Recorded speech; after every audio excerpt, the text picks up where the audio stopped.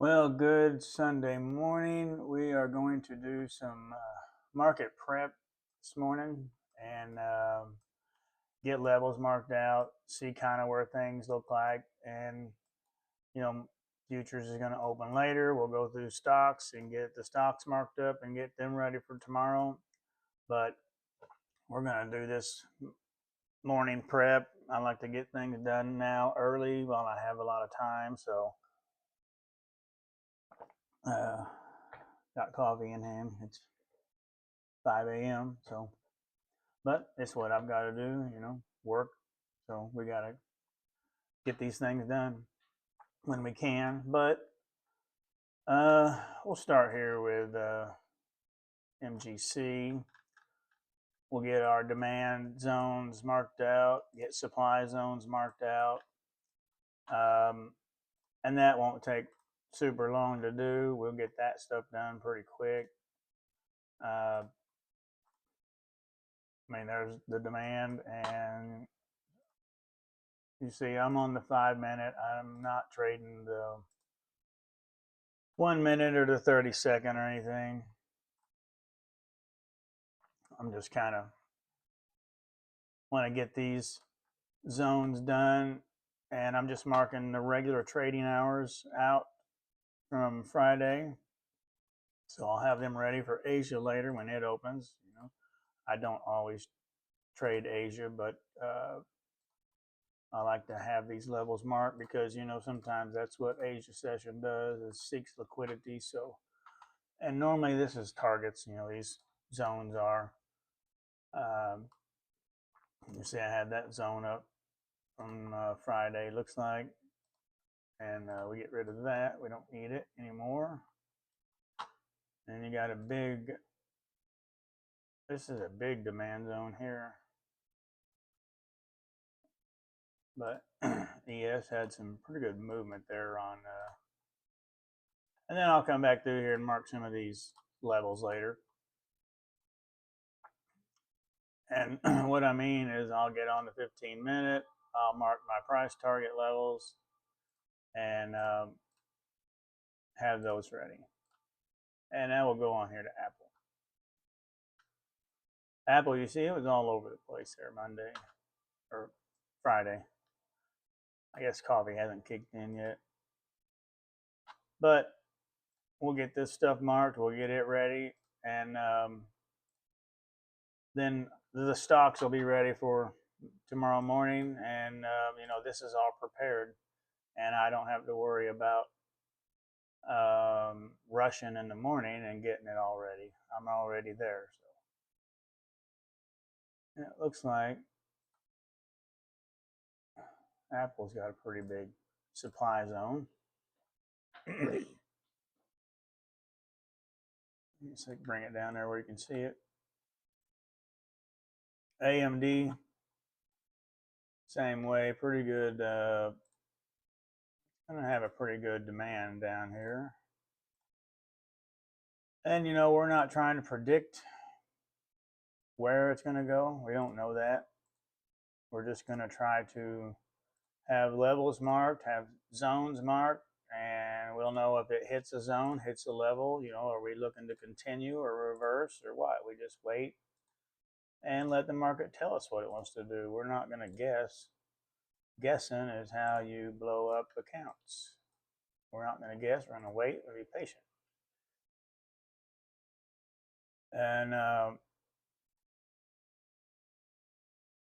once you start learning where to find these demand, and this is just for day.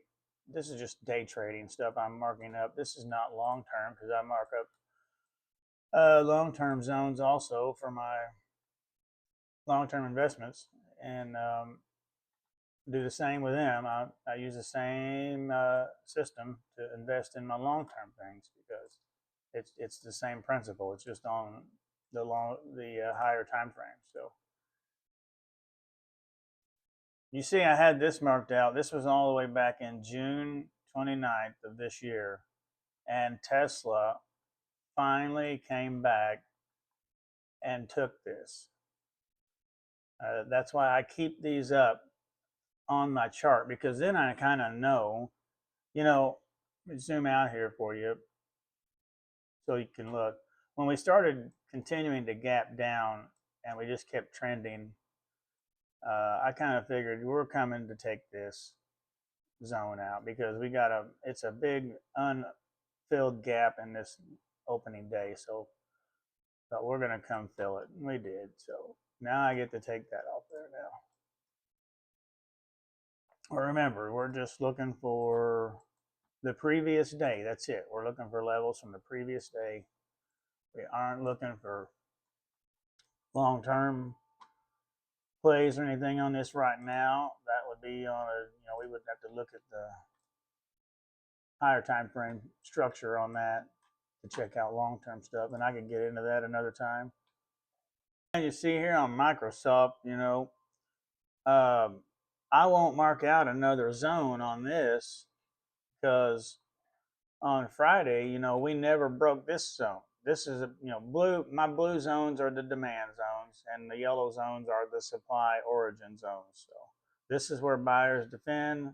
The yellow is the where the sellers usually defend for that particular day. So, and this demand zone here is still active from Wednesday. So, and you see it is active because we came down, we tapped the top, rejected. We came down again, tapped it again, and rejected. So, what are we going to do Monday? I have no idea. So when I'm marking out my price targets, the blue lines, those are just liquidity pools that I'm looking to target. And I just get on the 15-minute and look for these little pools of liquidity or a wick because they will target those a lot.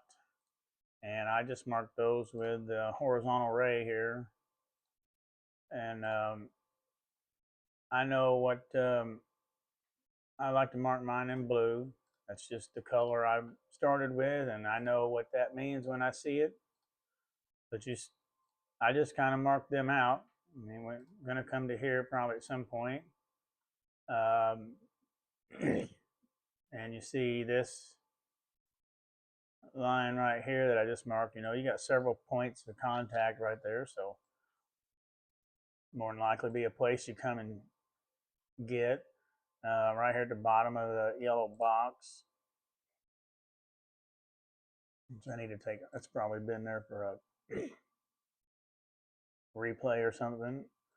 Then right here, even these right in here, you see where all these wicks are hitting right here.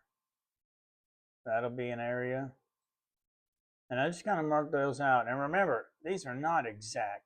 They're going to be a range, so it's not going to be exactly to it. So you just got to be careful when you get into them close to your levels. And it may not hit exactly where it's supposed to. You see I marked that one because we're tapping the bottom there, and this wick tapped the bottom, or this wick tapped the top, this one tapped the bottom, so I'm going to mark that out.